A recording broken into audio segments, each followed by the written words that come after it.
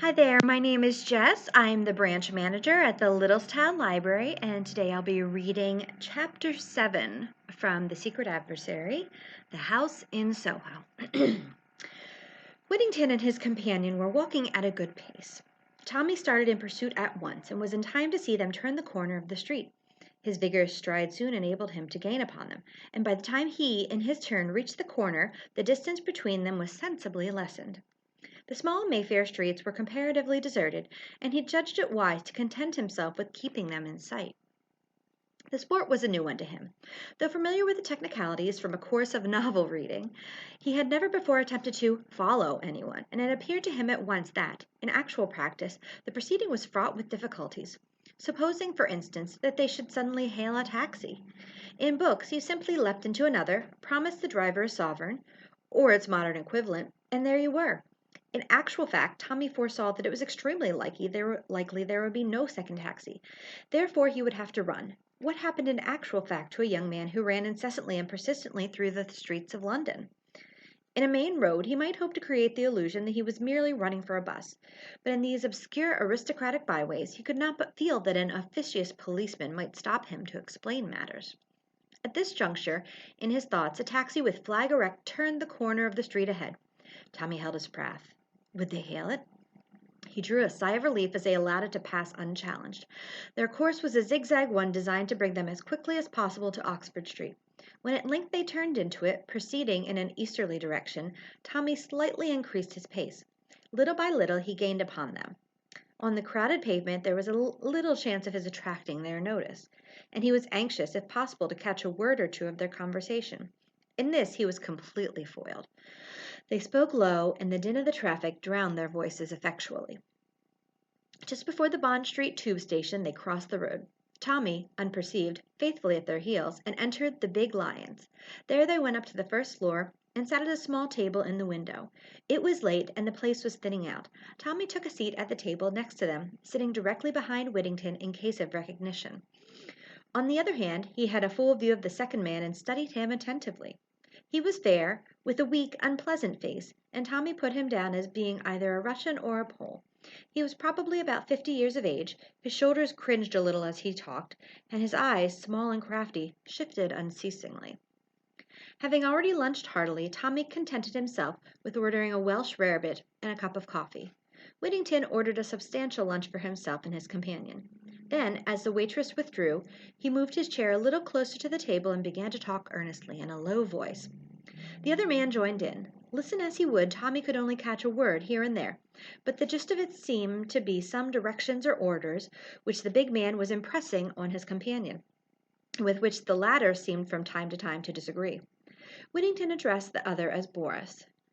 Tommy caught the word Ireland several times, also propaganda, but of Jane Finn there was no mention. Suddenly, in a lull in the clatter of the room, he got one phrase entire. Whittington was speaking. "Ah, but you don't know Flossie. She's a marvel. An archbishop would swear she was his own mother. She gets the voice right every time, and that's really the principal thing." Tommy did not hear Boris's reply, but in response to it, Whittington said something that sounded like, "Of course, only in an emergency." Then he lost the thread again. But presently the phrases became distinct again, whether because the other two had insensibly raised their voices, or because Tommy's ears were getting more attuned. He could not tell, but two words certainly had a most stimulating effect upon the listener. They were uttered by Boris, and they were Mr. Brown. Whittington seemed to remonstrate with him, but he merely laughed. "Why not, my friend? It is a name most respectable, most common. Did he not choose it for that reason? Ah, I should like to meet him. Mr. Brown." There was a steely ring in Whittington's voice as he replied, "Who knows? You may have met him already." "Bah!" retorted the other. "That is children's talk, a fable for the police. Do you know what I say to myself sometimes? That he is a fable invented by the inner ring, a bogey to frighten us with. It might be so, and it might not. I wonder, or is it indeed true that he is with us and amongst us, unknown to all but a chosen few? If so, he keeps his secret well, and the idea is a good one. Yes. We never know. We look at each other. One of us is Mr. Brown. Which? He commands, but also he serves. Among us, in the midst of us, and no one knows which he is." With an effort, the Russian shook off the vagary of his fancy. He looked at his watch. "Yes," said Whittington, "we might as well go." He called the waitress and asked for his bill. Tommy did likewise, and a few moments later was following the two men down the stairs. Outside, Whittington hailed a taxi and directed the driver to go to Waterloo. Taxis were plentiful here, and before Whittington's had driven off, another was drawing up to the curb in obedience to Tommy's peremptory hand. "Follow that other taxi," directed the young man. "Don't lose it." The elderly chauffeur showed no interest. He merely grunted and jerked down his flag. The drive was uneventful. Tommy's taxi came to rest at the departure platform just after Whittington's. Tommy was behind him at the booking office. He took a first-class single ticket to Bournemouth. Tommy did the same. As he emerged, Boris remarked, glancing up the clock, "You are early. You have nearly half an hour." Boris's words had aroused a new train of thought in Tommy's mind. Clearly Whittington was making the journey alone, while the other remained in London. Therefore, he was left with a choice as to which he would follow. Obviously, he could not follow both of them, unless, like Boris, he glanced up at the clock and then to the announcement board of the trains. The Bournemouth train left at 3:30. It was now 10 past. Whittington and Boris were walking up and down by the bookstall. He gave one doubtful look at them, then hurried into an adjacent telephone box. He dared not waste time in trying to get hold of Tuppence. In all probability, she was still in the neighborhood of South Audley Mansions. But there remained another ally. He rang up the Ritz and asked for Julius Hersheimer. There was a click and a buzz. Oh, if only the young American was in his room. There was another click, and then "Hello," and in unmistakable accents came over the wire. "That you, Hersheimer?" "Beresford speaking. I'm at Waterloo. I followed Whittington and another man here. No time to explain. Whittington's off to Bournemouth by 3:30. Can you get here by then?" The reply was reassuring. "Sure, I'll hustle." The telephone rang off. Tommy put back the receiver with a sigh of relief. His opinion of Julius's power of hustling was high. He felt instinctively that the American would arrive in time. Whittington and Boris were still where he had left them. If Boris remained to see his friend off, all was well. Then Tommy fingered his pocket thoughtfully.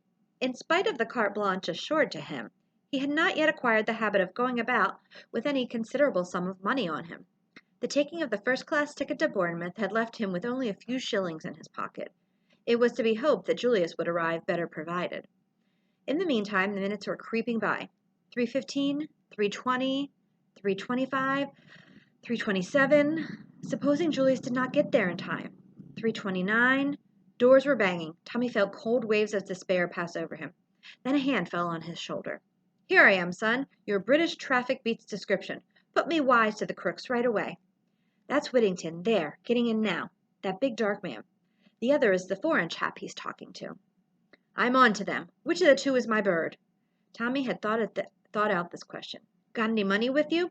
Julius shook his head, and Tommy's face fell. "I guess I haven't more than $300 or $400 with me at the moment," explained the American. Tommy gave a faint whoop of relief. "Oh, Lord, you millionaires, you don't talk the same language.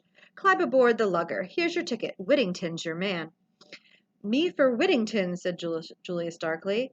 The train was just starting as he swung himself aboard. "So long, Tommy." The train slid out of the station. Tommy drew a deep breath. The man Boris was coming along the platform towards him. Tommy allowed him to pass and then took up the chase once more. From Waterloo, Boris took the tube as far as Piccadilly Circus. Then he walked up Shaftesbury Avenue, finally turning off into the maze of mean streets round Soho. Tommy followed him at a judicious distance. They reached at length a small dilapidated square. The houses there had a sinister air in the midst of their dirt and decay.